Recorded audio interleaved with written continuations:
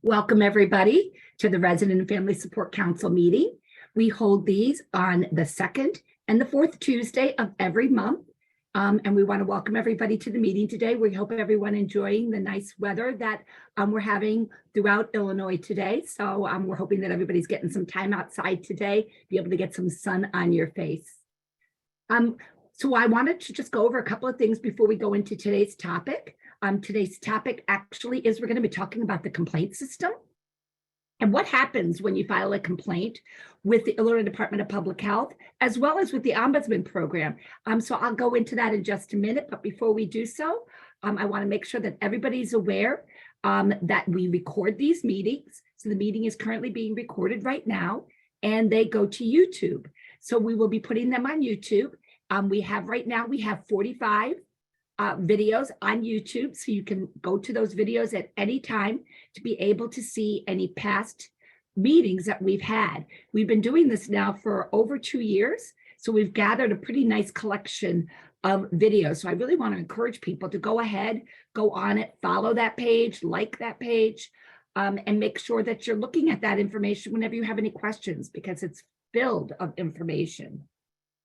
We also, as you saw in our pre-slides, we also have a Facebook page, and I would encourage everybody to get on that page and to follow us and like us on that Facebook page as well. That one of the things that we do is we post these meetings on there. So it's a nice, easy way to get into the meeting is be able to go to the Facebook page and click on the link right from the Facebook page. We put them on the meeting invites about a week before, and then we go ahead and we do it again the day of. So you can get on Facebook in the morning, and you can go, and we usually do it about 10 a.m. So you can get on Facebook in the morning, and then you can be able to save that for yourself so that you can log into the meeting at 3 o'clock. So with any further ado, I'm going to go ahead and I'm going to introduce who we have speaking for us today. So we've got from IDPH, we have Becky Dorn. Becky, do you want to show your picture, or so people can see where you are? I see that you're here. She's from IDPH, and she's going to be talking about what happens regulatory wise when we have a complaint. Whoops. Sorry.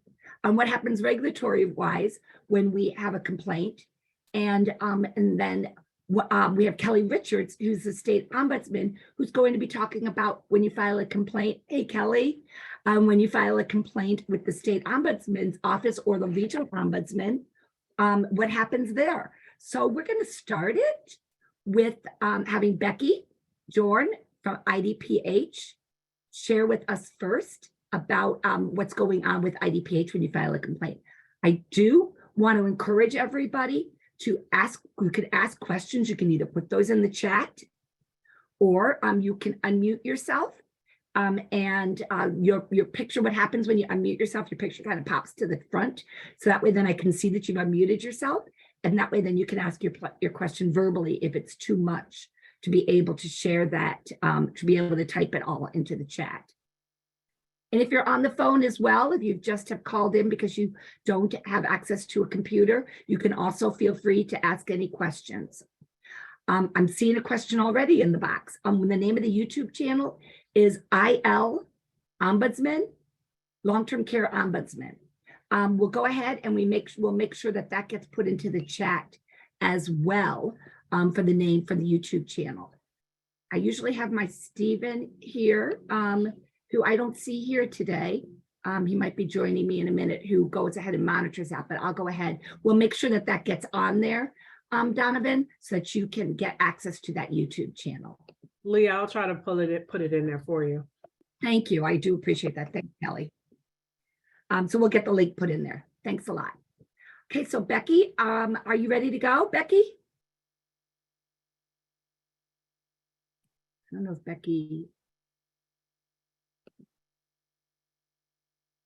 don't know if Becky's having issues. Let me see. I see she's unmuted. No, now she's muted.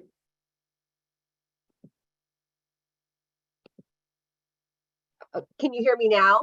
Yes, we can hear you, Becky. Okay. Yes, I was saying that I don't have a camera. They're getting me one. I'm working remote today, so I don't have a camera. I apologize for that. but I will be getting one soon. Okay. So I am the division chief for the Special Investigations Unit, and I'm located at the central office in Springfield at the 525 building. That is where our Central Complaint Registry is housed, and that is where all the complaints for the state of Illinois come into the Central Complaint Registry at the 525 West Jefferson building in Springfield. Well, it sounds like we've got the right person to be doing this, this presentation for us today. So thank you so much, Becky, for joining us. We appreciate it. You're welcome. So to get started, I put the slides together, and I know there'll be some additional questions that you may have, which is fine. And I have some other information that I can add on here too. So the complaint process. So if you can go to the next slide, please. We're going to talk about the introduction of what we're required to do through the Nursing Home Care Act, the Social Security Act, the mission and statement. There's public acts that also guide us on the complaint process. There's administrative codes. So there's just a brief introduction. We'll be talking about receiving a complaint, the regional office complaint investigation findings, the complainant appeal process, the complaint process summary. I put it or in a summary towards the end. And then also how the public or anyone can look up a complaint on the DPH website. And I have the steps for that. Perfect. Thank you. That'll be a good one. Thank you. So that should help with the public information that's out there. And it's not always a user-friendly website. So I thought this may help with the group that we're talking to today. Thank you. Next slide, please.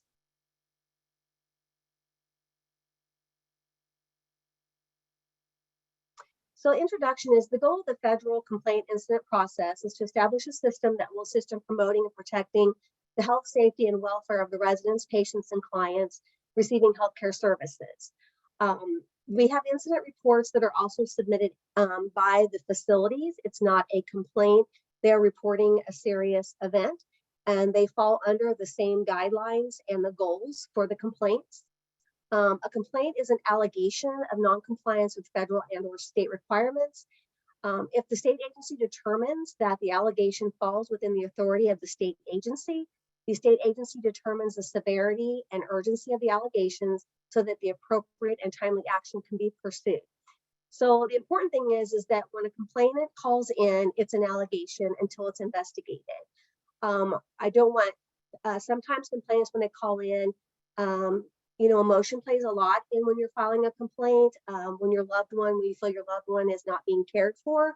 And when we take these, we're gathering information to give to the surveyor, to the investigator, so that they can look into your allegation. So that's why we say it's an allegation until it is investigated. That makes perfect sense. Thank you for that clarification. You're welcome. Sorry, it's trying. There we go. Okay. Now we'll go into talking about receiving a complaint through the Central Complaint Registry. So complaints are received through the hotline, which that means someone calls into the hotline and you talk to an actual intake operator and they will take your concern down. You can send a complaint in by email, by fax, and letter. The Central Complaint Registry enters the complainant's allegations into the complaint database. That is a federal database that Centers for Medicare and Medicaid have for the state to use, and that's where all of the complaint intakes are put in. The CCR generates an acknowledgement letter when a complainant files a complaint and you provide your address.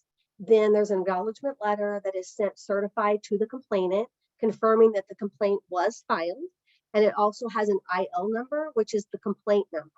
And that number is used that if the complainant would have any questions and they could call or follow up with the website or the information provided on the acknowledgement letter, they can refer to that and we can look that information up on there. Once the complaint is entered in the complaint database, the regional office responsible for investigating the complaint receives an alert that a complaint was filed. So the way the system is set up is that the Central Complaint Registry takes the information, enters it, is then assigned to a responsible party based on the region of where the facility is located. So all the complaints are assigned to a region and then the responsible party within that region. And usually it is the SPSA, Senior Public Service Administrator, which is what my title is also, or a public service administrator, which is a supervisor for that region. It does not go directly to the surveyor / we say surveyor investigator is the same thing.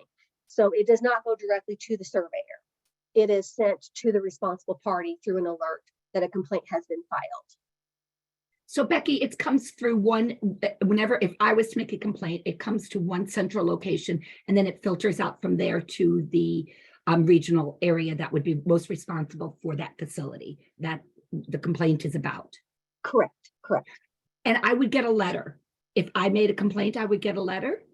Yes, if you file a complaint and you want to receive the investigation findings, and you have to provide an address. So the acknowledgement letter is sent certified mail. Oh, So that's you great. would need to have an address that you would need it to go to if you wanted to receive that letter and also receive the investigation findings. There are some complainants that prefer to remain anonymous, and they would not receive an acknowledgement letter or the findings. It would be a choice.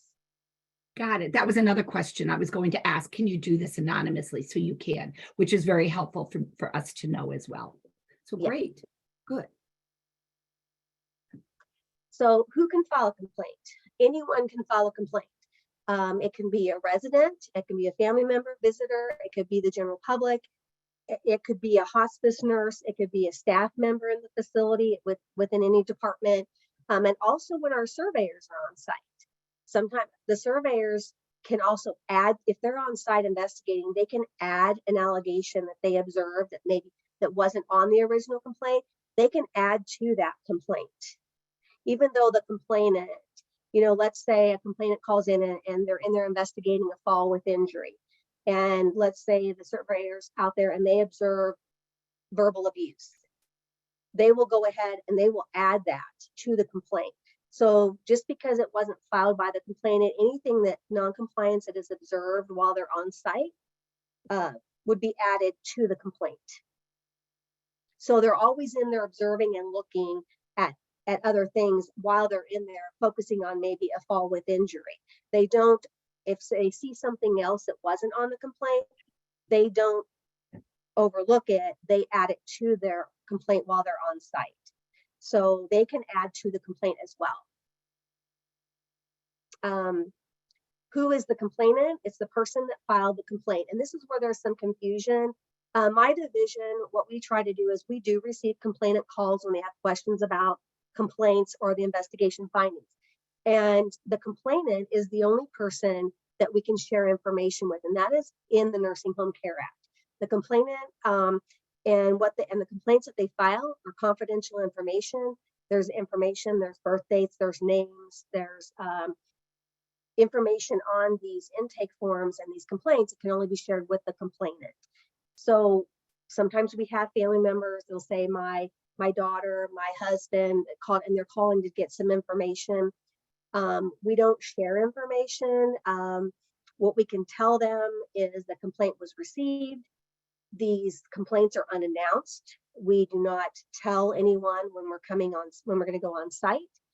And we do not tell the complainant when we're going on site. So the person that files the complaint is called a complainant, and that is the only person that we can share information with regarding the complaint. So, and if there's any other questions that come up, if you think about something, we can talk more in depth about that. But I think that sometimes when we talk about the complainant, not everyone is sure who that is. So that is the person that filed the complaint. And I think thank you for that clarification. So I think that we'll make sure that we keep driving that home. The complainant is the one who filed the complaint. Correct. Perfect. Can anyone call IDPH and discuss complaint? Again, no, only the complainant can call, email, fax, or send a letter regarding the complaint. And a lot of times we will get calls, my division will, and say, I filed a complaint 2 weeks ago and I've heard nothing. Well, on the acknowledgement letter, it does state on there that it could take a few weeks to a few months to receive the investigation findings. Not that the investigation was going to be investigated in a few weeks or months, get the findings, because when we go through the process of the survey process, it will explain why and why it takes that length of time. And so we cannot discuss what the surveyors went on site and did, because my division, we don't survey.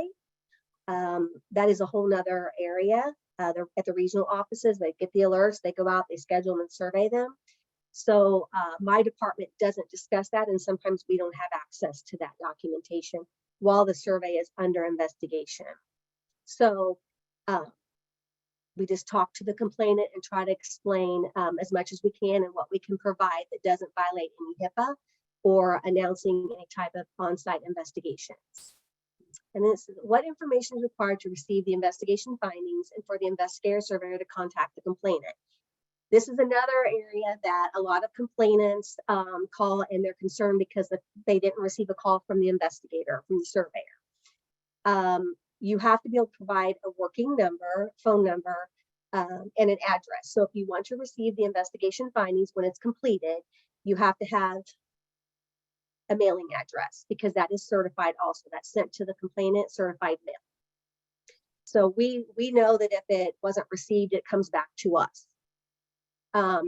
So if the surveyor, they contact you by phone, the survey process is they make an attempt to contact the complainant. They only contact the complainant. Sometimes on a complaint, you'll have maybe a sister or a family member or somebody else that witnessed the event, but then there's no phone number or information provided when the complaint is filed to contact that other person as a witness. And so that's why they contact the complainant. If the investigator or surveyor talks to the complainant, the complainant's like, I really feel like you should talk to this other person. Here's their contact information. That can be provided to the investigator or surveyor at that time. The surveyor will attempt to call. However, if the complainant does not answer the phone, that may be a missed call. They are supposed to leave a callback number to the regional office so that the complainant can call back if they do miss the call. Sometimes the complainant will call back after they've exited. At that point, they've already exited the complaint. So some complaints may take 1 day. Some complaints may take 2 or 3 days. And so if a complainant doesn't return a call back for 3 or 4 days, and I know people go on vacation, there's reasons why somebody may not be able to reply quickly. But if that is the case, the surveyor and the investigator may have already exited, and they may already have their findings, and the information may not be pertinent once they have exited, or be able to use that once they have exited the facility. So to clarify that, so they would attempt to give me a phone call if I filed a complaint, that you guys would attempt to give me a phone call in your process to investigate that, and you would leave me a message. You wouldn't try several times to call me back. It's the one time you call, and then it's my responsibility as a complainant to call back. The goal is, I don't have a set number of how many times they're going to call. I just know, again, we don't do the survey process. I know that they do attempt to call the complainant, and they do leave a message for a callback. I honestly don't know if they call once, twice, 3 times. I know that there are complainants that they get a hold of and they complete the investigation with their input. And other times I know investigators will call more than once, and they'll leave a message and they still don't get a call back. So I know they've attempted more than once in the past. And from my conversations with complainants, and they'll say, I've had two calls and I just got them, and I've called and they said they've already exited the facility. So I'm hearing that it's important that I call back right away. When I get this message, don't delay it, because the investigation may be done and over, and that information could have been very helpful for the investigation. Right. And I will say too, if you can't get a hold, this is not part of the process, but I'm going to tell you this. If a complainant gets a call and there's a message on there and you've called and you can't get a hold of them, some staff will call the hotline, or I'm sorry, complainants will call the hotline. And what we do then is it comes to my division and then we send it to the region. That is a way that you can, if you've missed a call, because I know I'm talking to many people that, it's you want to be able to talk to the investigator because the information that you have, is pertinent to the investigation. And also it gives the complainant a sense of knowing that they were heard for their complaint. So you can call the hotline. This is not something that you would do all the time, but if you do make an attempt to call and you can't get through to the number that's left, you can go through there, and then we will forward that to the appropriate region. But please leave the IL number on the call, or at least the name of the facility, so we would know what region that goes to. So we do have a question from Mary. Mary, did you want to ask a question? Yes, please. I'm wondering if one of the things that's not being considered here is the residents' ability to call back. They can't really talk freely if they don't have their own phone, and most don't. They may have to hide somewhere with someone else's phone. It can be very difficult to make those calls when they're going to give out that kind of information because they fear retribution. So I'm wondering if there's a way that can be managed by IDPH to assist in that. Well, if the complainant is a resident and they go on site, they will interview the resident on site. So if the complainant is a resident and they live at the facility, then they would go on site and interview the complainant in the facility. This would be more for some, like a family member or a visitor or somebody that isn't going to be on site when they go in to investigate. So they would attempt to contact that complainant. But if it is a resident, then it would be done on site. That was a good question. Isn't that usually done in the resident's room? So staff may be in and out, their roommates may be there. And again, that privacy just isn't there, and they're afraid. I know I spent 2 years in a nursing home. I understand that. I mean, I experienced that. I actually asked to speak privately with them, but I had the wherewithal to do that. And many residents. So Hello? Mary, you're breaking up a little bit, but I think we got the gist of what you're trying to say. So there's that concern that if you came in for the investigation and you came to talk to me as a resident, now I might not wanted the staff to know that it was me who filed that complaint, and now IDPH is coming in and they're talking to me. I'm thinking you talk to other people besides just the person who made the complaint, so it would be difficult, or trying to make it difficult for the staff to see what resident was the one who filed the complaint. Is that true? And that is discussed when the complainant calls in. We do and I've taken calls myself, and when the complainant calls in, if it is a resident, they're asked, do you want to be interviewed? Do you want to be anonymous? Sometimes residents will file a complaint anonymously because they don't want to be identified. They don't want to be identified by the surveyors, and they don't want to be interviewed. So when they file the complaint, they have that option. If they want to be interviewed, then a lot of times there'll be residents that'll say, I want to be interviewed, but I want to do it privately. There's a lot of conversation that takes place between the intake operator and the person filing the complaint. And if there are residents on the phone when they call in that I've been on the calls, and they'll say, I don't want them to know, I'm afraid of retaliation. I don't want them to know because it'll just make it worse. And then we'll ask, do you want to be interviewed? Do you want to do it privately? And so we try to make concessions for those residents who voice those concerns. And we work around, what the complainant is saying and how they want to handle the situation. And when we get into how the complaint is handled too, when they go on site, they take a sample, because the complainant's name, the resident's name, the intake information is not shared with the facility. They're in there on a complaint. They'll say, we came in on a complaint and we need this information, that information, and they have a sample. So the complainant, if they provide a resident name, or if the resident is the complainant, there will be a sample of 3 or 4 people, and they'll pull those samples and they'll look at what they call the matrix, which is like a care plan. and they have a matrix that says like what the residents' needs are, and they'll pull a sample of residents who have similar needs to the resident that was identified in the complaint. And they'll look at that information, and sometimes the resident identified in the complaint, it was unsubstantiated, but maybe 2 or 3 of the other residents, there was non-compliance that was observed, and they will be cited for that. So there's a lot of factors that go into it. But I understand what you're saying is that sometimes residents don't want to be identified. They don't want the facility to know, and they can file anonymously.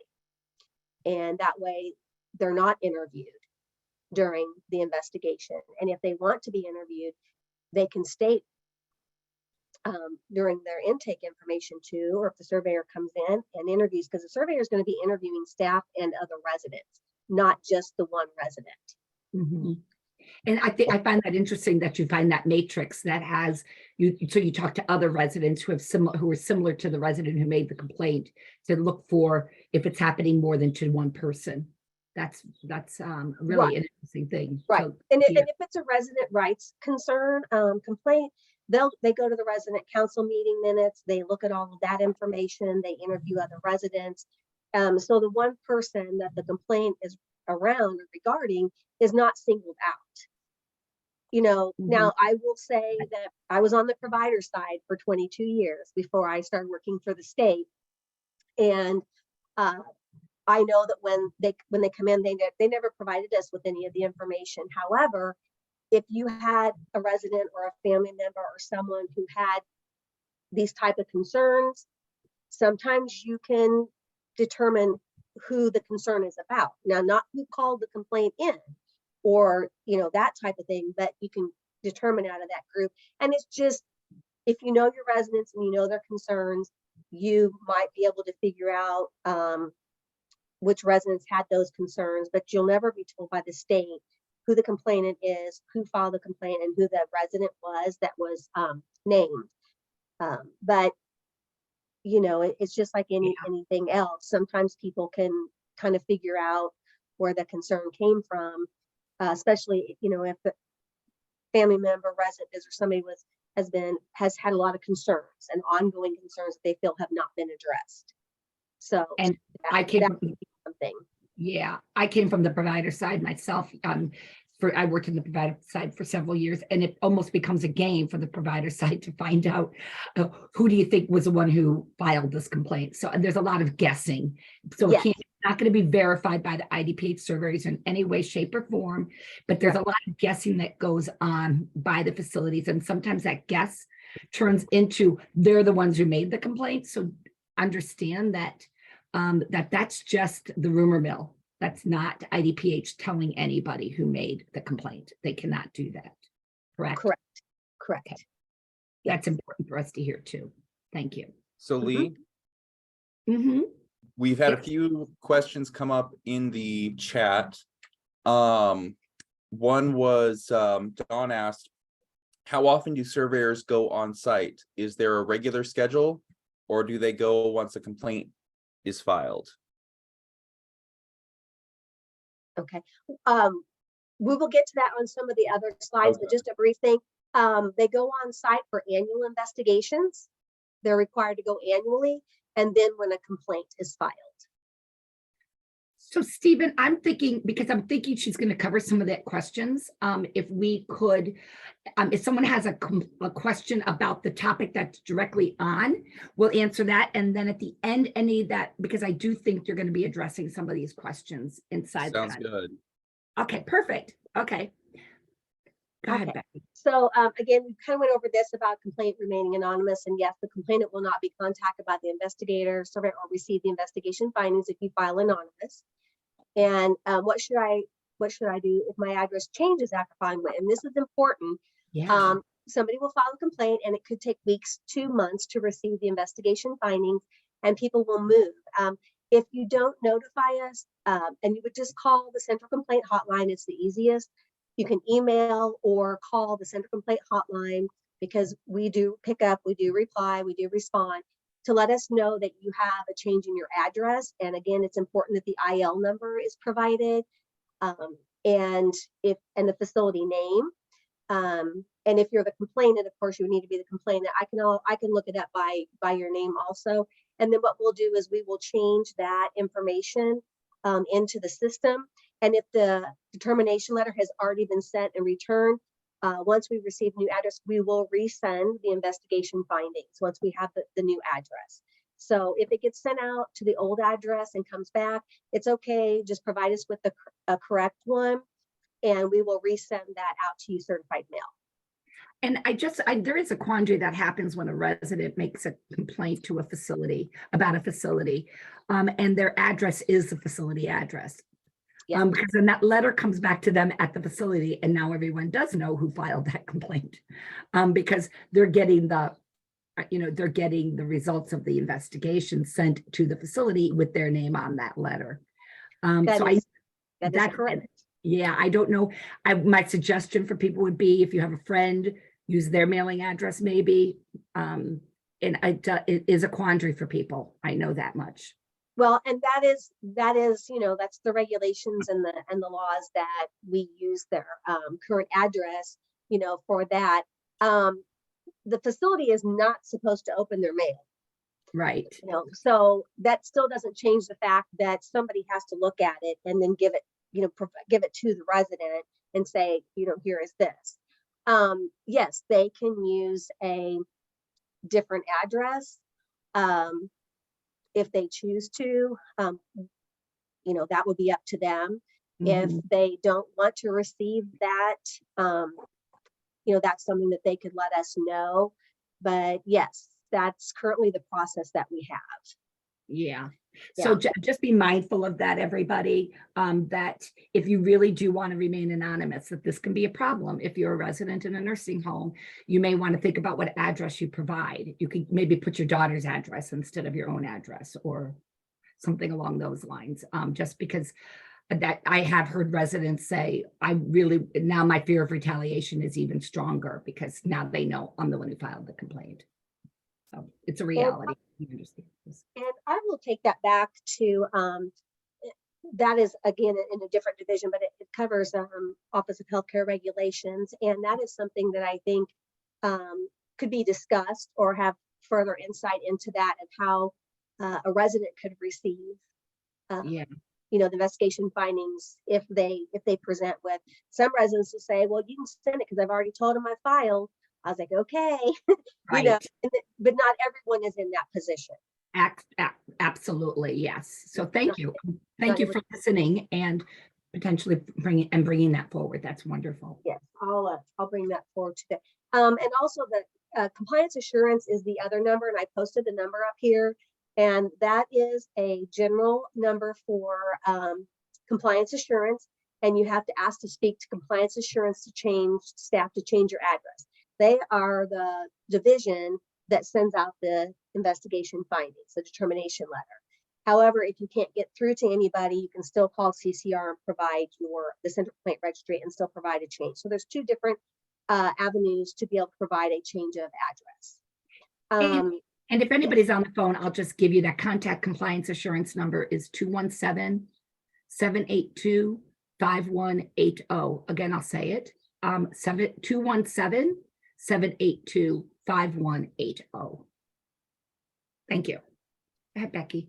Okay. And then can the complainant request an additional person receive the investigation findings? Yes. So when you receive a letter, there is a form in the determination letter that asks if you want somebody else to receive the investigation findings. There is a form on there.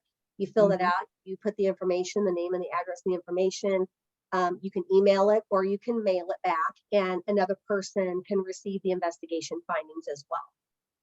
So let's say you have someone whose family member lives out of state or the POA lives out of state, and say the resident filed a complaint or a family member or visitor filed, and they want this other family member to receive the investigation findings as well. There is a form on there that the complainant would request, and the family member or somebody else would be able to receive it. If they want the ombudsman to receive it, if they want an attorney to receive it, there's no stipulation on who could receive that information once the complainant requests the findings be sent to this other person. Oh, I didn't even think about that. They might want the ombudsman to receive it. So that's good information to know as well. Thank you. Right. Okay. Okay, so yeah, this is the regional office's complaint investigation. So this is when the investigation or the complaint has been entered into acts. And they send the alert, and the regions are now going to receive this. So a complaint is received in the appropriate regional office. It's scheduled to be investigated, and it's based on the complainant's allegations. Now, the investigations are scheduled to be investigated within 24 hours. We call that an IJ complaint, a 7-day, which is called a non-IJ complaint, or a 30-day, which is a non-IJ medium. And that's how it's set up in the State Operations Manual, Chapter 5. If anyone wants to look that up, that guides us on how we triage, either 24 hours, 7, or 30. That means that the investigation or the survey on site needs to begin in a 24-hour, would be within 24 hours. They have to go on site within 7 days or within 30 days to investigate based on the triage level. So, and I know there was some questions that Lee had sent me regarding how do we triage and how do we prioritize. Yes. So this will be kind of a good slide for that. So what we look at for immediate jeopardy, a lot of times, which is the IJ or 24-hour, is sexual assault. We look at a death where a person was, resulted in death due to an injury, could be a 24-hour. We look at the allegation, and this is what the complainant is saying. So if the complainant is very vague in what they're saying or reporting, and sometimes the complainant doesn't have all the information. So we understand that sometimes it's very detailed and sometimes it's not. If somebody reports noncompliance that has caused or is likely to cause serious injury, impairment, or death, that would fall along the lines of the 24-hour. And again, it's all based on what the complainant is reporting. For a 7-day, a not reported noncompliance that may have negatively impacted a resident's mental, physical, or psychosocial status, but there was no actual impairment, serious injury, or death. So that would be what we consider a 7-day. Mm-hmm. And a 30-day is noncompliance that has caused no actual physical or psychosocial harm, but potential for more than minimal harm. And that would be a 30-day. And it's really hard to try to understand what that means. And that's in the Psalm chapter 5, and it's under 5075.1 is where it starts. And that will talk to you as, and these are all definitions. And when a complainant calls in a complaint, you have to really listen to what the complainant is saying, look at the allegations and process the allegations that the complainant is reporting. And no one complaint falls specifically in a triage category. It's all based off of what the complainant is reporting. So, if someone calls in and says, my loved one was sexually assaulted by a resident, an employee, a visitor, yesterday, and she was into the ER and she's got bruising, that definitely would be a 24-hour. If you have someone that calls in and says, my mom is not being taken care of, she's been in the facility and she has wounds because they're not turning and positioning, and so she's developed these wounds, and that's they're saying. They're not saying that she has osteomyelitis, which is an infection in the bone because of the wound, or that there's any hospitalization, things like that. That would probably be a 7-day. And I'm just giving you examples. So it's not a certain for everything. 30-day may be a medical records concern where somebody has requested medical records after somebody has passed, or requested medical records while somebody's still in the facility. It could be where somebody's missing clothing, things to that effect. Could be a 30-day on their those are just very vague examples. There's a lot more that could fall under those categories. Again, it all depends on what the complainant is reporting. So once we have that and they've scheduled it, the surveyor will enter the facility unannounced and informs the facility, the surveyor is there to investigate a complaint. The complainant and resident names are not shared with the facility. So did anyone have any questions regarding the triaging or that part of it? I think we're okay. This is Jessica Belsley with the Ombudsman Program. One of the things that we used to do, and I don't know if it's still a practice, is when we would refer someone to make a complaint or encourage them to make a complaint to the hotline, we would tell them to list the ombudsman as a referral agency. Is that something that you guys still take? And what would happen is then when the letter was sent to the complainant, we would get CC'd as well. Is that enough, or do they actually need to have the ombudsman address and information when they make that complaint? There can still be a referral or on behalf of if you're filing a complaint for someone, but in order for you to receive, in order for the ombudsman to receive that, we would have to have a mailing address. Okay, thank you.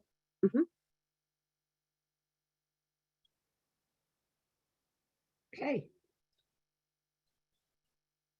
Okay, so when the surveyors go on site, they review resident documents, interview staff, observe resident and staff interactions, and we talked about that a little bit previously. So they are watching while they're in there. When they go in on a complaint, they are focused on the complaint allegations. It's not an annual survey, where in an annual they look at everything. So on a complaint, if the complaint is regarding falls, they go in and they're looking at residents who have walkers, making sure, are they being supervised? Are they following the care plan? They'll pick their sample and they'll look to see those type of things. However, if they observe something while they're in there and it is non-compliance by the provider, they will add that to the complaint. So if a complainant falls on falls and they get the investigation findings and it says they were cited for, say, inadequate staffing, or it was, say, the food was cold, something that was reported while they were on there, that would be added to that complaint, even though the complainant did not make that allegation. Oh, Okay. that's interesting to know. So sometimes when complainants receive their investigation findings, and let's say what they filed, their allegations were unsubstantiated, but then when they receive the determination letter, it says that inadequate staffing was cited, and then it is very confusing because you're like, well, I didn't have a complaint about staffing, but yet they were cited, and then complainants think, oh, well, this isn't my complaint. They gave me the wrong information, and so that is a little confusing. So there may be allegations that are cited on the complaint that the original complainant did not list. However, it was observed during the investigation and the facility was non-compliant, and so it is added. So basically you're saying a surveyor doesn't go in with tunnel vision, only looking at the complaint. If they see something else, they're going to look at that and investigate it as well. Correct. Okay. Yes. Thank you. That's good to know. The surveyor may ask the facility for policies and procedures, staffing schedules, employee files, resident census, resident council meeting notes, etc. It all depends on what the complaint is. So if you have a medication error, let's say there's a complaint on a medication error. So, and the complainant states that from April 1st to April 30th, my loved one did not receive their such and such medication that day. So if you give the time frame from the 1st to the, for April, they're going to go back and they're going to look at that time. If they see there's discrepancies on there, they may go back and look another month. They may look currently what's going on. So they go in and investigate what was reported, but there are times where they go outside of those events and look at other information or time frames based on what they find. If they don't find non-compliance, then they're looking at the information that was provided during the time it was on there or the event occurred. And they would look at other residents' medications. And again, your loved one they may not see that discrepancy or that non-compliance at the time, but yet maybe 2 other residents didn't receive their medication. So they would be cited for the same thing, but when you get your determination letter, the R1, R2, or R3 may not be referencing your original complaint. It may be referencing 2 other people in the sample that it was substantiated under. So that's why they have the sample, so that they can make sure they're looking at more than just one person. so they can look at other people within that sample to see if there's any patterns, excuse me, patterns or trends that may not be identified on the original complaint for that particular resident that's mentioned. And again, the investigation is based on the complainant's specific allegations. The surveyor completes an exit conference with the facility when the investigation is complete. So when the investigation is complete, the survey process changed in 2017. They just let them know of what the concerns are. They used to tell us, or used to say, you have F, 686 was incident reports or incidents and stuff before. And they'd say, this is what we're looking at. This is what you're going to decide. Now there are concerns they report based off of, it could be a concern with falls. It could be a concern with medication errors. It could be concerns. They let the facility know what the concerns are. And then they leave. They do not cite any citations to the facility at that time. There is a review process that goes through after the surveyor exits the facility. So on the next slide, I think it goes to. I'm trying. That's okay. You're fine. You're fine. It doesn't want to do it too. There we go. Okay. Okay. So the complaint investigation findings. So we'll under this section, we'll look at what happens once they exit. So the regions may investigate multiple complaints while on site under one event ID. So if you file your complaint and there's 3 other complaints that come in the same day or within a few days, if this is a 7-day and say over that 7 days, you've got 4 other complaints that come in. They will go on site and investigate all 4 complaints at the same time under one event ID. Okay. That's also where when the investigation findings for the event ID are provided to the complainant of each complaint file. So all complainants for those 4 complaints that filed that will receive the investigation findings. And again, it's a little confusing sometimes because what a complainant reported may be not unsubstantiated, but the other 3 complaints, there were citations. So in a way, it's a positive because if the allegations were unsubstantiated under one complaint, but say there were citations under the other 3, you're all receiving that information to know that, yes, they were cited for something. Yes, they were non-compliant with this. And the complaints are being made aware of that. So, but when you get your determination investigation findings, if you see something that you're not for sure about, or you're not understanding why this was on there, and you need somebody to go over it with you, that is where it is my department. We try to go over that with you and separate all of that out for you so that you can understand that. Again, you can call the 217-782-5180 number, and you can ask to speak to someone in the Special Investigations Unit.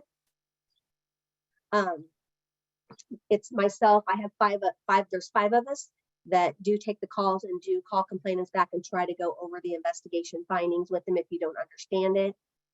If you ask for that, you'll be put through to one of us and we can give you a call and go over that. However, we do not discuss why something was cited or what the surveyor looked at, because again, we are not on site. We didn't go and investigate it, but we can help you understand what you received and if it's pertaining to your loved one or not, or if it was on another allegation that somebody else had, they had investigated at that time. So we can help that way, and we can also help guide you to the correct person and help you understand that on there. Okay. Okay, so, and I put these examples in there because I wanted you to see what it's going to look like. So when a complaint is invalid or unsubstantiated, you get your determination letters and it'll have valid, invalid, it'll have 1 or 2, but then you're going to see, you're not going to have a list of everything that was looked at. If it's invalid, it's just going to say this, F000, initial comments, complaint investigation, and it will have the event ID number and then the IL number specific to your complaint. It'll have the name of the facility, and they're going to say they're in compliance. So there was no deficiency cited. So that's what that means, and that's what that looks like. So you're just going to get this blurb on there. There's not going to be what, there will be nothing that they looked at anything or what they did. It's just going to say they're in compliance. I see we have two hands raised. I just noticed that. Alan, did you have a question you wanted to ask? Can I unmute yourself? Hi, I'm a resident of the skilled nursing home here in the north suburbs of Chicago, and had some concerns and a question, maybe a question or two. This past February, I filed a complaint with the IDPH, and unfortunately, I'm gonna tell you something a little confidential, which the fact I was assaulted by a member of the staff of the facility I live at right now, and called the public health department about it, to file a complaint, and they responded within a couple weeks and came here and did an investigation. And sadly, the amount of time the people spent speaking with me concerning what the issue was, they only gave me about 5 minutes to speak with them. And the result was the fact that the facility was found in no violation by the facility, despite this act happening upon me. And sorry, I'm just a little nervous. That's okay, Alan. That's okay. Uh, So what I'm hearing is that you made a complaint and it was unsubstantiated, and that was disappointing. yeah, Very disappointing. I couldn't understand. The part of it was lack of evidence, fairly lack of evidence. I got a copy of the report here and was looking over again today. But Yeah, and it I- can't. I be dealt very with- disappointing. I've dealt with the IDPH before. It's an incident. I've been a part of the nursing home system for over 30 years, in fact, at a couple different facilities. And I always worked well with them. I always appreciated the support they give us. But this time I was pretty upset about it. Yeah. Well, It doesn't feel good when we make a complaint and it doesn't get substantiated. I know that happens. Becky, I don't know if you want to speak to Well, that. I was going to say, Alan, thank you for being brave and providing us with your concerns and your question. I know it takes a lot of courage to put yourself out there, so I appreciate that. But I would like to say you can appeal if you do not agree with the investigation findings. And are you familiar with that process, or do you know how to do that? Never had to do it before. No. Okay, well, if you Yeah, have any time limitation. This was last February. They're like a time period what you have to appeal by, or Well, is there- yes, you have 30 days from when you receive the findings. You have 30 days. past that, it's too late then. It's past the 30 days. Okay. Yeah.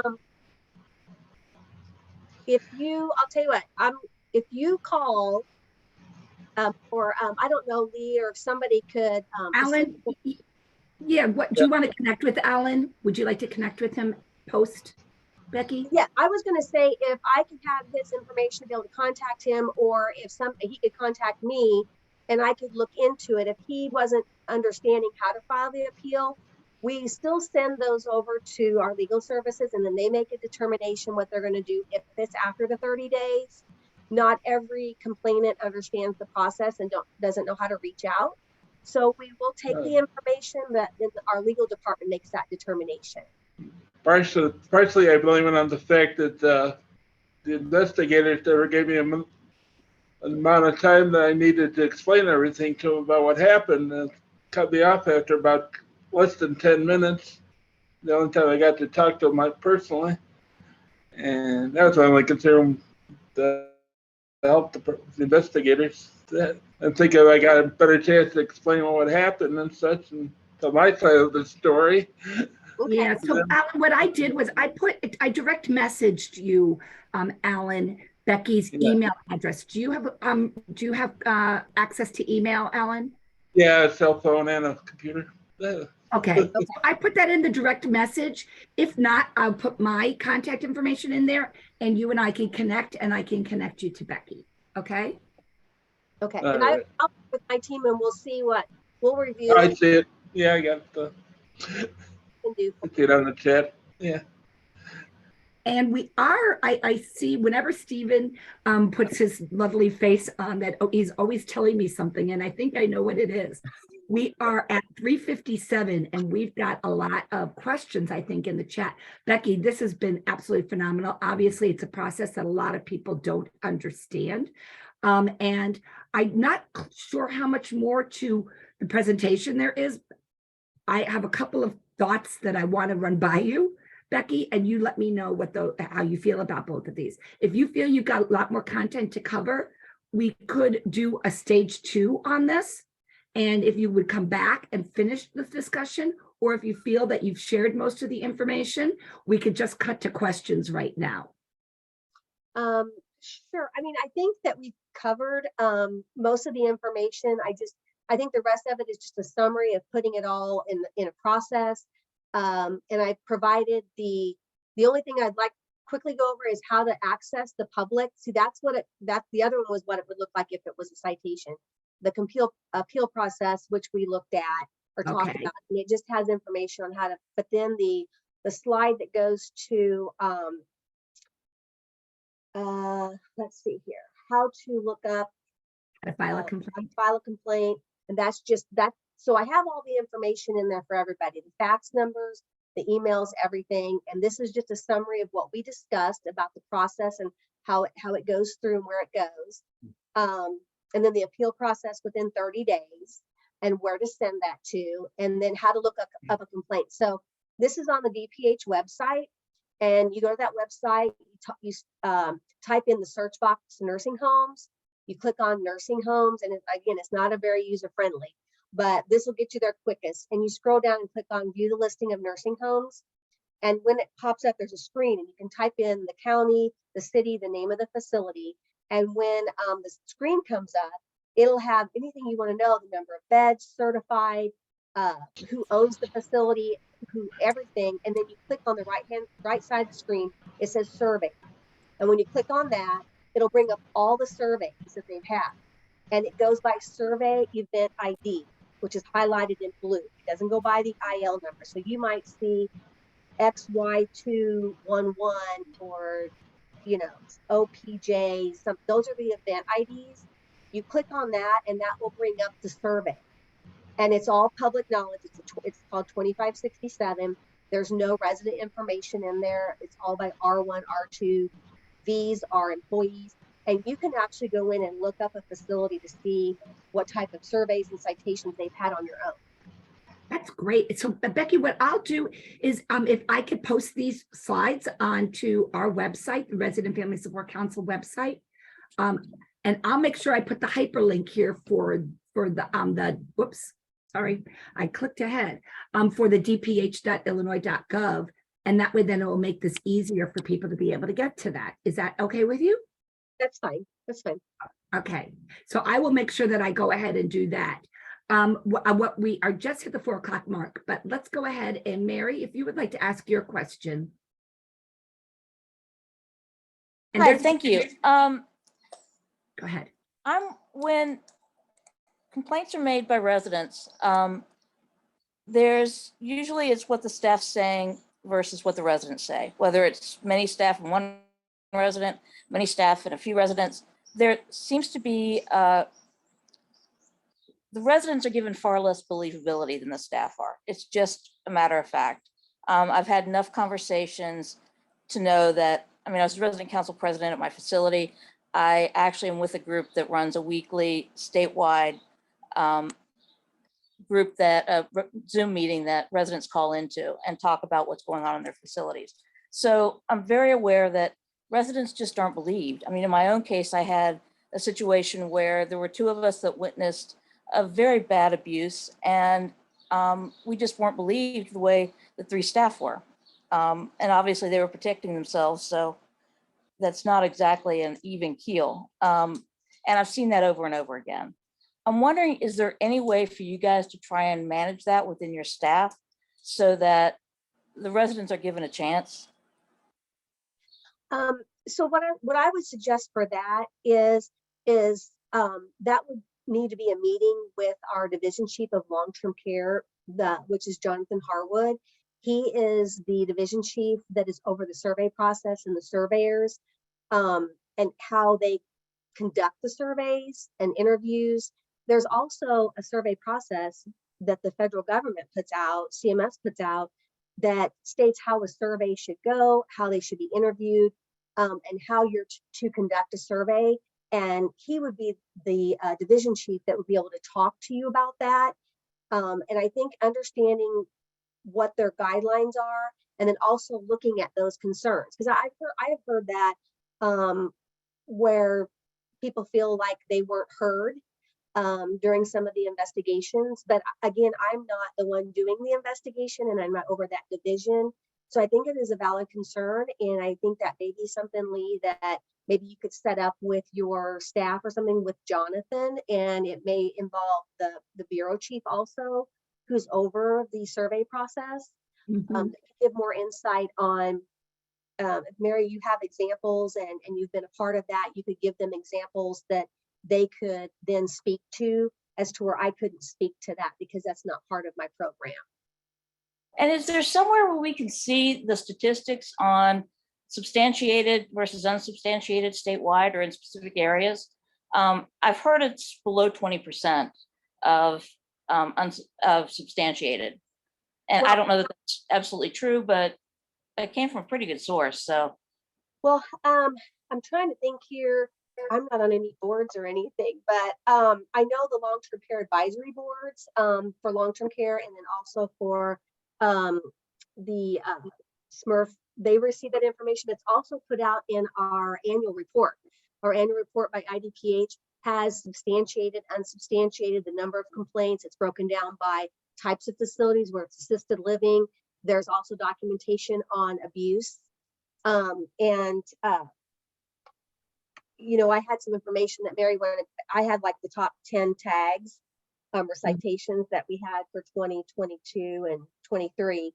But I could always send those to you, Lee, and then you can present them to your team, because I don't want to take up time that we don't have. But yes, those things are all posted on the OHCR annual report, and it breaks it down by categories of substantiated, unsubstantiated in those reports. So that's Becky, great. Thank you. Yeah, and if you want to send me that information as well, Becky, do you have a link to that report? No, but I'll get it. I get it sent to me, and it's public record. If you go on to the dph.illinois.gov website and you type in annual reports, you can pull them up for all the years. We put them out July 1st for 2020. The next one will be coming out July of 2023. But it has it all broken down in there for the complaints. Well, that's good for everybody on the call to hear. They can access it that way. That's wonderful. Good. And if you have trouble accessing or whatever, just reach out to me, and I'll see if I can find an easier way for you to find it. And we also got it just dropped into the chat box. Karen Kloppy, who's on our work group, the Resident Family Support Council work group, dropped it into the chat box so people can access it there. So that's good. Oh, okay. Okay. Becky, are you able to stay with us for more questions, or do you need to leave? No, I work till 5. I'm good. Oh, good. Wonderful. We're so glad that you're here. And I'm going to actually keep the recording going, because I know some of these people's questions might be very important questions. So if you want to leave the meeting, do feel free. I will go ahead and I'll put the poll up. But we're going to continue with with the questions, because we had so many questions and we don't want for people to feel not listened to. So Terry, if you'd like to go ahead, you were the next one up with your hand raised. Oh, thank you. So my question is in regard to the annual inspections.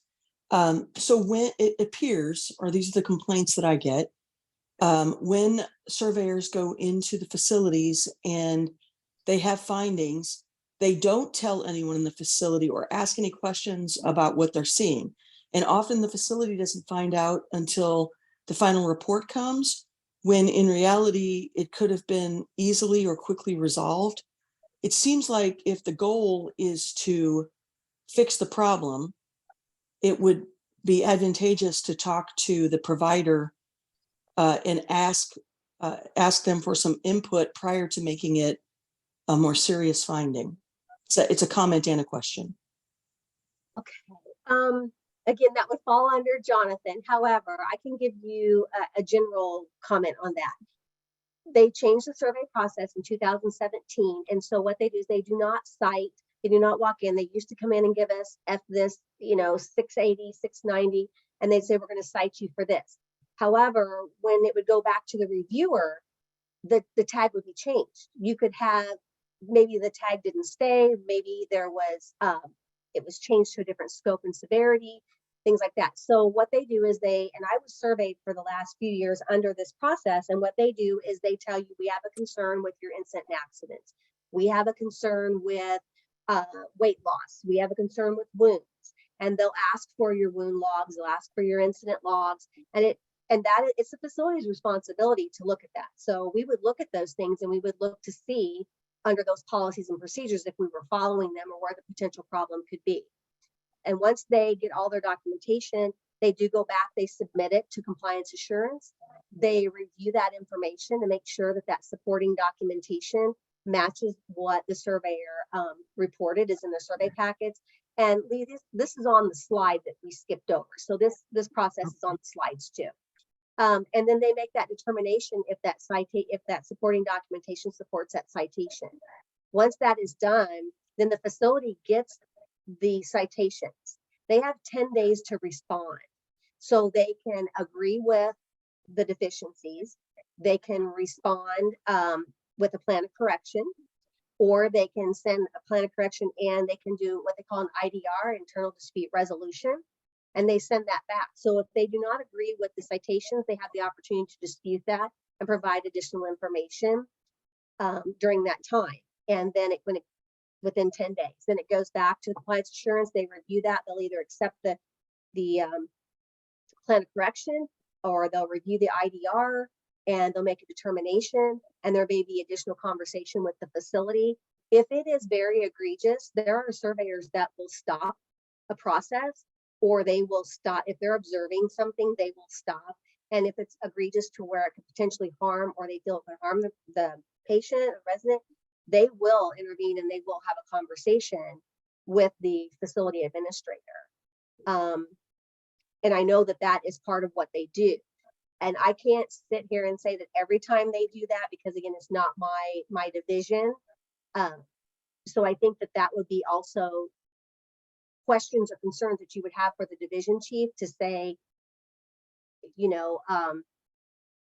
why isn't this addressed, this particular, and you may have a specific incident or event that occurred that's been reported to you that he could speak to where I couldn't, but I do know that it is a different survey process, and that is also on a website. It talks about the survey process, and I can also get that information to you, Lee, also on what they do, what they're required to do when they go in, what they're required to report, things like that under the survey process.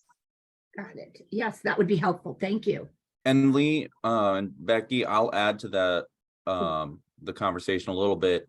I've seen a handful of surveys where they'll say in the surveyor's notes that this was corrected on site, because the surveyor pointed it out that it was a deficient practice, and they still got cited for it, but it was corrected right then and there. So it's not, I'm struggling to come up with examples, but I know I've seen that. Okay. Yeah, and that does happen. Sometimes I've seen things where it might be an issue with equipment.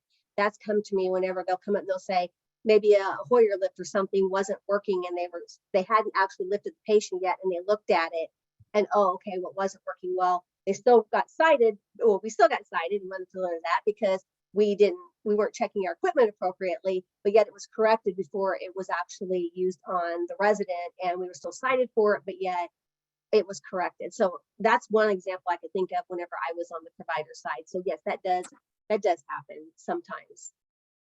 On that. And then Thank Ebony, you have a question? You have your hand raised? Yes. So I want to take a step and go back a little bit when you were discussing the appeal process for a complaint. First, when surveyors come in, by them not coming in maybe a month or so later, a lot of times the evidence of what happened has been covered up by the facility at that time. And then to piggyback on what Mary said, it's often we as the residents have to prove that what happened, and the surveyors tend to take the word of the facility over the word and witness of a resident or even several residents. Also, with the appeal process, a lot of residents don't know or aren't informed that they have a right to appeal the findings of IDPH, and also they can't even physically afford to do the appeal process, meaning they can't buy a stamp, or they don't have internet access to go online and do the appeal. So what then is the solution that IDPH provides? If I to could jump make- into that one, Ebony, the ombudsman will always help you do that. We can always help with that part of that process. So you can reach out to your ombudsman, and Stephen did put that at the top of the chat. If you have an issue that you're concerned with, if you're concerned about the results of a survey, results of a complaint, you can also reach out to us. That's something to talk to us about, and we can help assist in that process for you. Understandable, but again, a lot of residents don't even know about the ombudsman or what their role is. I was in a nursing facility for over 10 years before I even knew maybe even longer than that, before I even knew what the ombudsman were and the role that they played for residents in facilities. So and that's unfortunate. my comment / concern would be for the ombudsman to make their presence known and what they do known to the residents. There is across a the board. There's supposed to be a poster in every building, on every floor. So take a look at the posters. There were, if you're still a resident, there should be. And one of the things that the ombudsman do, Stephen's going to show you what that looks like. The poster, you have rights. That poster should be hanging in every single solitary facility in Illinois with the number, the contact information right there. We do come in once every 3 months to verify, at least once every 3 months. Many times we're in there more than that, but at the minimum, when they're once every 3 months. And when we're there, one of the things we check is to make sure nobody took that poster down. That's one of the things that we're doing. So sometimes those posters don't get hung where they need to be hung. And that's another thing that we're always looking at as well, to make sure that the presence is accessible by the residents. And we hear that, Ebony, people don't know, sometimes that poster might be hanging right there and we just don't see it because it's become part of the wall. And, it's like, I had that stain on my rug that I don't see because I see it all the time, unfortunately, and I just don't know it's there. So that can happen. And we did, I do feel your pain when it comes to that making a complaint and not having it recognized. And I know Becky has really tried to make sure through her conversation, she's been able to share what she's been able to share. And Becky, I don't know if you have anything else to add on that part. The only thing is, when a complainant, if they can call a complaint in, if a resident can call in a complaint, what will happen is usually they'll call back and it comes to my division. They don't understand the investigation findings.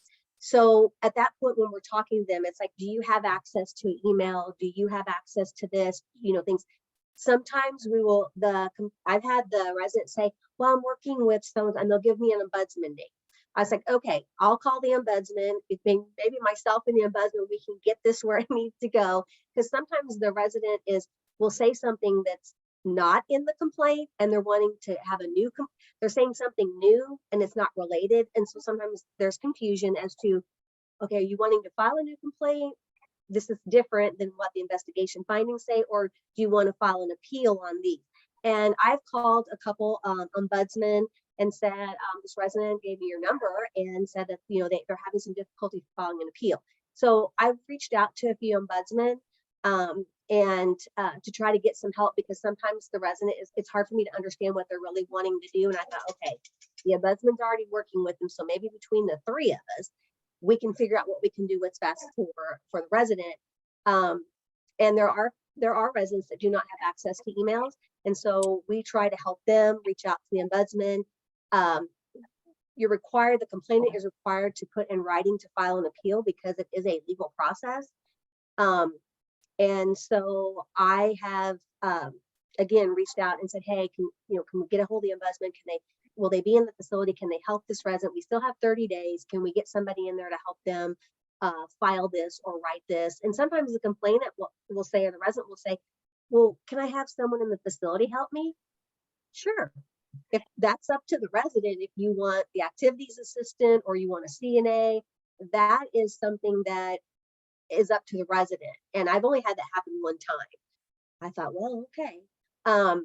But we try to help everybody. And I think having an ongoing conversation on how to help or what to put in place for residents that don't always have access has been an ongoing conversation between IDPH and Ombudsman Program. And my division tries to help them with that. And maybe if we start seeing an increase in that, or we start having some issues, if I had a contact person that I could reach out to for the Ombudsman Program and say, hey, this is what I'm seeing. I don't have a resource to reach out for complainant calls that deal with these kind of things. I just reach out to them. I have a list of all your ombudsmen. I'm like, okay, who do I go to? And I would just call somebody to hand me help. But if I had a contact person, maybe I could relay that information to someone when we start seeing an increase, or we have someone, and maybe alert the ombudsman to that region. Hey, this person's been calling and we haven't been able to help them. Is this something you could help us with? That might be an option. And Becky, you could always reach out to me. Okay. And I can make sure it gets filtered in the right direction. And Becky, this is Kelly. You can also reach out to me as well. Yeah. Okay. Two people that you can reach out to. So that would be, so no moving forward, because that is, we want to make sure we have our line. So Ebony, thank you very much for your comment. One more thing before you switch to the next person. I understand, like, I'm aware of what the ombudsman do and that there are posters that are supposed to be on every floor, but a lot of times they put it in places where residents can't really see it or wouldn't notice it to know what it was. And oftentimes, like, a lot of the residents in the facility where I am are visually impaired, and the writing and everything on the poster is so small that they don't even chance or dare to read it, because they're like, I can't see it, not gonna struggle with it. Doesn't look like it's something important anyway. So they move along. Like the group that I'm involved with, IRRC, actually helped in getting the ombudsman increased from 8 to 10. So I'm well aware of what the ombudsman does. I'm saying a lot of residents in here don't know. So maybe when the ombudsmen are present or in the building, they can organize along with the resident council to actually speak in the group to let them know who they are and what they do, and also inform them of their rights as residents in facilities. Thank you for that feedback. That the feedback, particularly about the sign, the font on the signs is very, very important. And glad to hear you're always trying to make sure that there's even more people coming in to help advocate. So thank you. Thank you for your work. We appreciate that. Stephen, I think the very first question that I saw was from Dawn Wynn. How often do the surveyors go on site? And is there a regular schedule, or do they go once a complaint is filed? Yeah, I think we kind of addressed that question, that there's the annual survey and then there's the complaint-based surveys. I'm trying to get back to the top of the questions, but I see Terry's got a question. She's got her hand up. I thought she just hadn't put it down. Terry, did you have another question? No, I just forgot to put my hand down. Sorry. Oh, darn it. I was trying to stall for time so I could get back. There was a question in there. It's my understanding when a surveyor is in a facility that they don't talk to the nurse or the DON. about, I'm sorry, I got this in the front of it. About the observed. See, it's my understanding that when a surveyor is in the facility, they do not talk to the nurse or DON about the observed issue. Often the issue could be easily resolved if the facility knew at the right time. And I think we talked about that one too. Okay. I think we talked about it. I don't think that in practice, that's what always happens. Another. So Terry, there's an encouragement there to make sure that this does get carried forward by the surveys when they come in, to make sure that they talk, if it can be, like they said, like I don't want to be talking for Becky. I know that they can't disclose everything. Becky, if you just want to just make sure that process is understood when a complaint happens and what that exit looks like. Yeah, again, if I could just add to it, that the goal should be to get deficiencies taken care of as quickly as possible, so that no one gets hurt, or that if someone is being hurt, I think when it's serious violations, that's taken care of. But when it's simple things that could be taken care of quickly, sometimes it seems like the surveyors are there to ding someone, not to get not to get it solved. That's the complaints that I'm receiving. Well, this is Becky. So if they see something that's non-compliant, and I'm just going to say one that was always is incontinent care. That seems to be, one that is an observation, wound care. They see something to that effect that maybe they didn't wash their hands appropriately, they didn't do something. It's not going to, they're still going to be cited for it. If they observe something, they're still going to be cited for it, even if they go in and there's really no way to correct that particular situation. As far as the peri care, they see somebody and they complete it and it wasn't done correctly. Of course, you can't go back and have them, so you can't change what they already did, I guess is what I'm saying. But there are instances, like I'm assuming you're talking about, is where they could report something to the DON, or you're saying they could report it to somebody and they could go educate that staff at that point. Is that what you're talking about? Yes, I think that the goal, if the goal is to get it fixed and it's resolved right then, the nursing, the long-term care facility shouldn't be, I'm using the word dinged because I don't know what other word to use in this. The goal is to have good care and to get it taken care of immediately. The complaints that I'm getting are that there are surveyors who go in and their main objective is just to have as many findings as they can. The long-term care facility has already fixed it, but they still have to do a plan of action for how it's going to be fixed, but it was already fixed. So there should be an ability to say that it was already remedied, and that should be the end of it. Well, again, that's not how the regulatory process, and that's not how the survey process set up by the federal government and the state agencies. We go in there, it's regulatory. They go in and they observe, and when they're in there, I've been in facilities that I was in that we had no citations.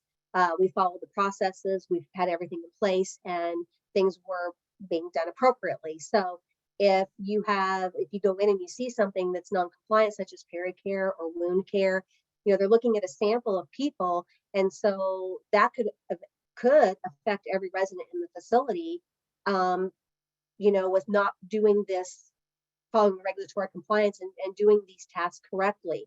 And so if you're not performing those tasks when you're being observed, it is a citation. You're non-compliant with what the regulatory guidelines say you're supposed to be doing. And I really can't get into what a surveyor would do and that kind of thing, because again, I'm not a surveyor. I don't survey. I can speak to the regulations as to regulatory guidance and what they do and what they're supposed to be looking at. And they do, that is their goal. They go in there and they observe for regulatory non-compliance. They cite it based off the scope and severity, and sometimes there's enforcement actions where they're fined, and other times it's a plan of correction, and sometimes there's a revisit where they go back in and see if it was consistently being corrected. Sometimes fixing something immediately doesn't mean it's going to be an ongoing practice when it comes to regulatory. So And again, I'm I going to can- equate I can- this, Becky, if you don't mind me interjecting. Sure. I'm going to equate this to something that may be able for us to wrap our brain around. If I'm driving and I'm speeding, I get pulled over, I'm told I'm speeding, I'm going to correct it, but I'm still getting that ticket because I was speeding. And so, but what having that ticket will do for me is to make me more mindful and hopefully not speed again. So I feel like it's the same way. It's that sort of a thing. It's that awareness. It was wrong. It was done. It wasn't done according to the regulations. And because it wasn't done according to the regulations, there is going to be a citation. And that citation will hopefully hold you to moving forward, not to do it again.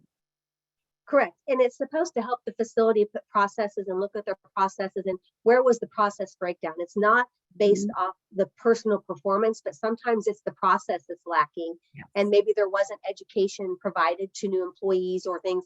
And so it's supposed to be an opportunity for improvement for the facility so that they don't continue to repeat the same issues. Yes. Yes. Okay. Were there any other questions in the chat, Stephen, that needed to be addressed, or are they mostly comments? We've got a couple of them. My ombudsman received a statement of deficiencies and plan of corrections. This was Sue who asked this, and I don't know if she's on still, but I'm gonna read the question anyway. They received a statement of deficiencies and plan of corrections regarding my complaint, but she said I would get a detailed cover letter with my copy. When I called IDPH last week, I told my complaint was still being investigated. We're both confused as to how she got a copy of this if my complaint is still being investigated. I think with not having Sue on here, it makes it difficult to address that. Yeah, I'll take a stab at it.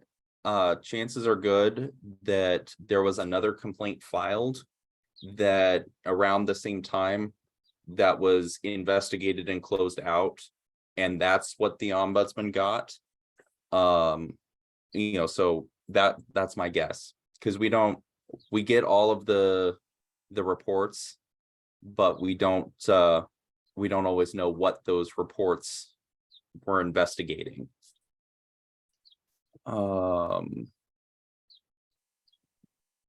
See, will slideshow be? There was a question about it being emailed, and we do post it on the website. Since I do not have personal access to everybody's email addresses, we go ahead and I'll be posting it on the website. Let's see. I think we pretty much addressed many of these questions. I think you're right. So I want to take this time again. Becky, thank you so much for joining us. We really do appreciate it, and for staying a half hour past our time. This is the longest meeting we've had, but we did have a lot of people that had a lot of questions, because this feels like this mysterious thing that happens to people. I file a complaint and then I don't know what happens. It's so mysterious.